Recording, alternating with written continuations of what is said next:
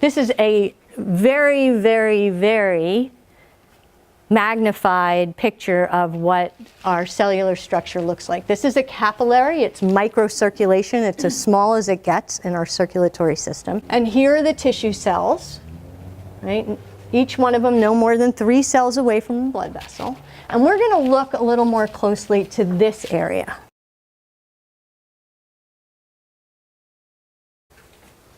Here's a capillary. Very magnified. And here are the little hungry cells.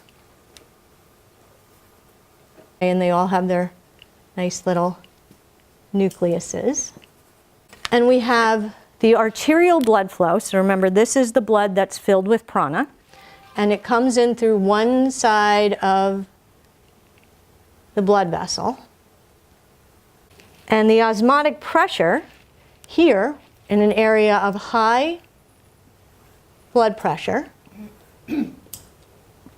pushes up against the permeable membrane of the capillary and moves into the interstitial tissue. This is what this is called, all the little cells.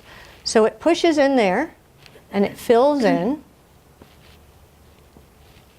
and it feeds the hungry cells, filling this area with what is now called interstitial fluid. This is plasma filling this area, and that's the clear part of the blood. So it's feeding all the little hungry cells.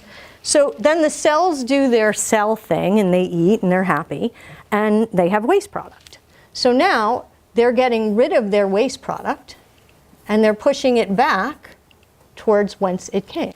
At some point in the capillary, the blood pressure was really high here, but it's used a lot of energy to push out into the cellular tissue. And now it starts to lose blood pressure. So now, even though it's still moving in the same direction, now it's considered venous flow, right? It has no more oxygen. Now it's becoming carbon dioxide rich, deoxygenated blood, and it has lower pressure than here. The interstitial fluid, however, has a lot of pressure because it has all this waste material. And it's pushing down to cross the permeable membrane of a place of high pressure, right? It's really fluid filled, into a place of low pressure, low blood pressure. Now it gets back into the blood system and is carried along back on its course, back to whatever is going to dispel it, wherever it needs to be cleaned, be it the liver, the lungs, wherever it's going, it's on its way. Okay. So that brings me to my next favorite thing. I can use this in anything. Sukha and Sthira. So this is also something that our bodies need in order to find metabolic balance. So this comes from, for those of you who have not heard it, it comes from the Yoga Sutras of Patanjali. It's Sutra 2.46. And it's Sthiram Sukham Asanam. Okay, so it's often translated, even by me, when I teach this in the 200-hour training, is a posture, asana, should be stable, which is Sthira, and comfortable, which is Sukha. So we should be strong and supple. So there's a giving force and a receiving force, and there's a stabilizing force and a suppleness force. And the body has to have both of these to be in balance. So this part, the high blood pressure, the part that pushes, that's effort, that's giving, this is Sthira. Right? It's pushing. This part that's receiving, that's taking in, that's hungry, this is Sukha. And then, once this gets fed and stronger and full, now this becomes Sthira.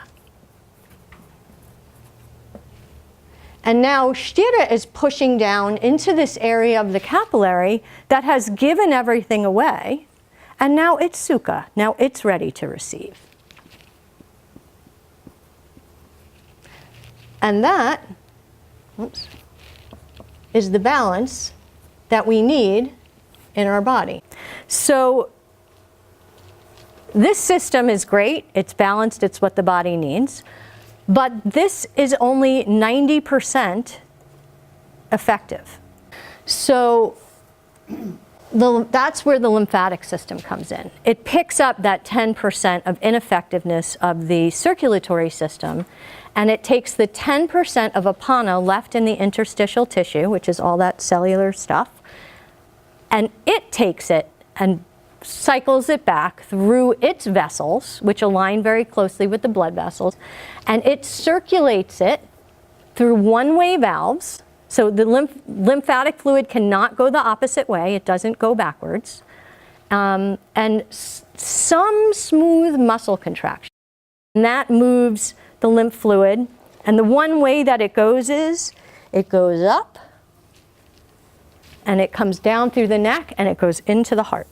So this is really important. While the lymphatic system does have this, a little bit of this like smooth muscle contraction, that's not enough. It does not have its own pump.